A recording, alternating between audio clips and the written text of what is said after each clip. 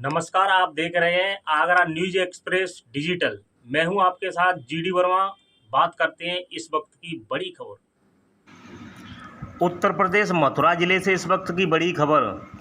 5251वां श्री कृष्ण जन्मोत्सव महासम्मेलन के पावन अवसर पर उत्तर प्रदेश के मुख्यमंत्री योगी आदित्यनाथ जी श्री कृष्ण की जन्मस्थली मथुरा में श्री कृष्ण जन्मोत्सव के शुभारंभ कार्यक्रम में हुए शामिल। मथुरा से डॉक्टर केशव आचार्य गोस्वामी की खास रिपोर्ट।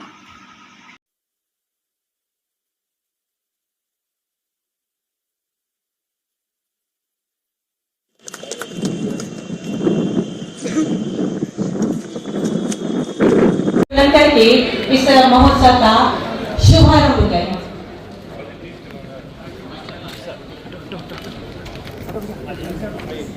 और साथ ही साथ शंख वादन इस शुभ अवसर के लिए, इस पावन अवसर के लिए कि जब आज हम सब भगवान श्री कृष्ण का 5251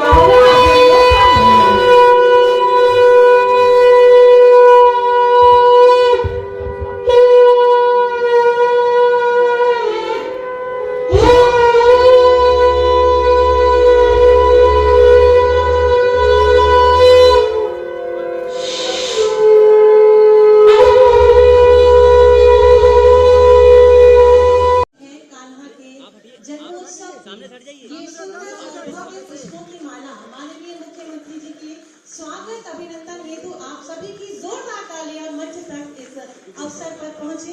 अपने प्रणाम आप तालियों के माध्यम से मंच तक पहुंचाएं। बहुत बहुत धन्यवाद, आभार।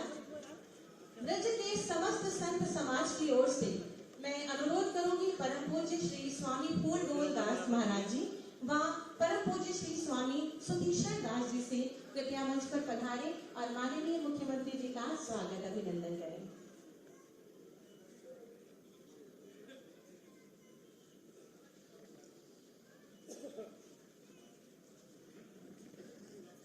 ये बहुत ही सुंदर पावन अवसर है और ब्रज के हमारे संपूर्ण समस्त संत समाज की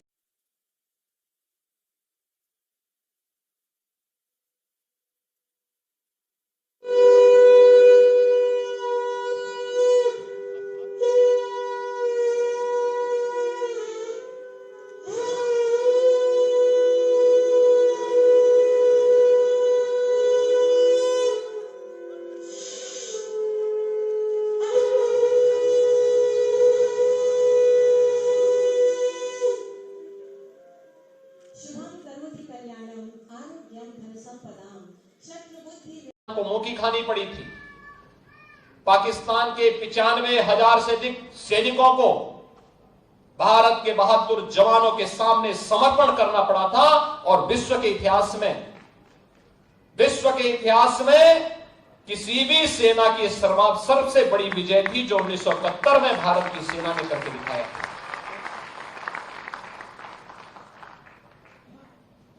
इसलिए हम सबको वर्तमान में अपने आप को उसके लिए तैयार करना होगा, देखना होगा।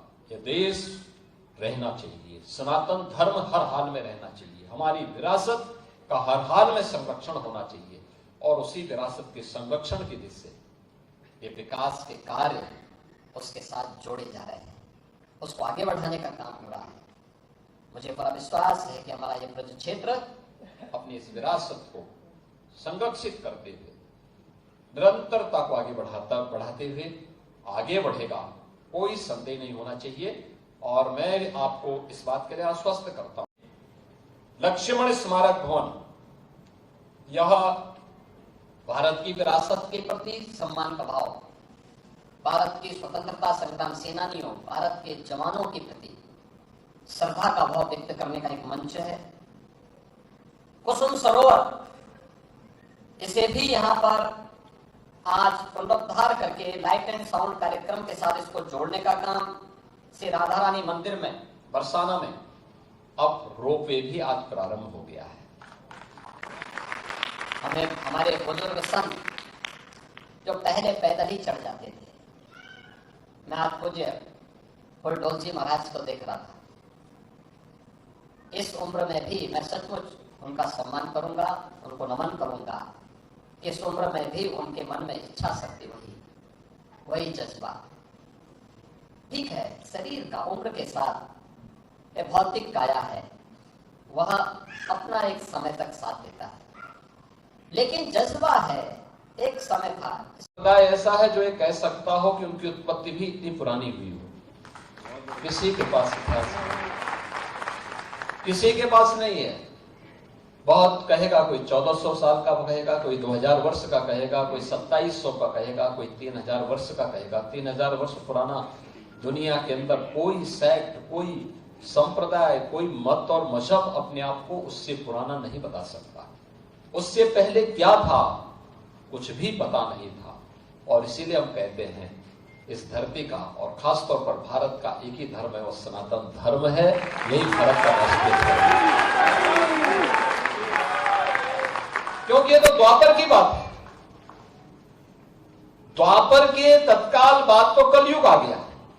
द्वापर के अंत में एक लंबे समय तक प्रभु की लीला का एहसास इस देशवासियों को प्राप्त हुआ था। उसकी कृपा दृष्टि इस देश पर पड़ी थी, सनातन धर्मावलंबियों पर पड़ी थी। पूरी दुनिया में केवल सनातन ही सनातन धर्मावलंबी थे। और अन्य जनप्रतिनिधियों के सहयोग से जो विकास की योजनाएं यहाँ के लिए प्राप्त हुई हैं, उनके लोकार्पण का सौभाग्य मुझे श्री कृष्ण जन्मोत्सव के एक दिन पूर्व प्राप्त हो रहा है। मैं इसके लिए भी आप सबको हृदय से बधाई देते हुए आपका अभिनंदन करता हूं, आप सबका स्वागत करता हूं।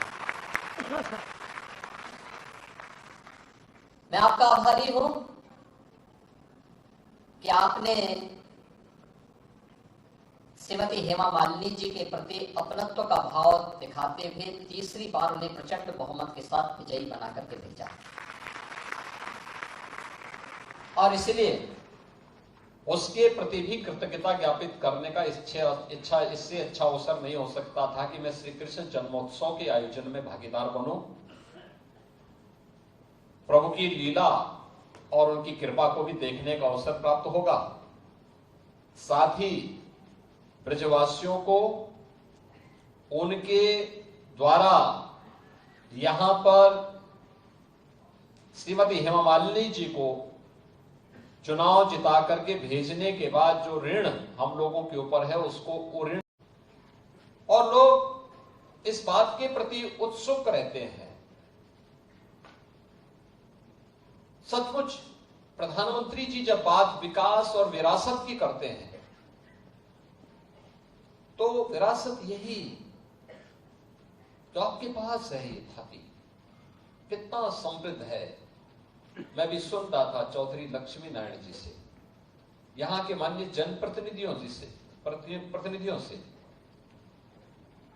और मुझे प्रसन्नता है कि यहाँ के पूज्य संतों के साथ ब्रज तीर्थ विकास परिषद ने और यहाँ के जनप्रतिनिधियों ने इस बात का उल्लेख किया है कि भगवान श्री कृष्ण का 5251वां जन्मोत्सव का ये आयोजन इस बार इस भूमि में इस आयोजन के साथ हम जोड़ने जा रहे हैं।